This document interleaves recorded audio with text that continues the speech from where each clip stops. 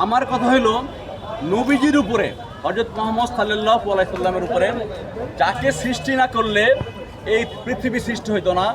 কাজেই উনার স্থানে এবং উনাকে নিয়ে কথা বলার যোগ্যতা কারো নেই। কে কি বললো আমার জানার বিষয় না, উনার স্থানে আল্লাহ ওনাকে রেখেছেন আমি মনে করি।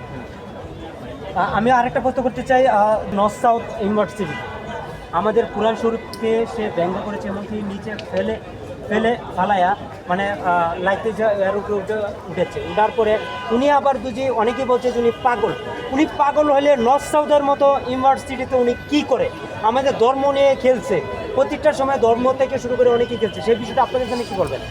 ভাইয়া, ধর্মকে যদি বিশ্বাস করেন খুব ভালো করে বোঝার চেষ্টা করবেন। ধর্মকে যদি বিশ্বাস করেন তাহলে অবশ্যই সর্বপ্রথম এই ফোনে নেই আল্লাহকে বিশ্বাস করবেন।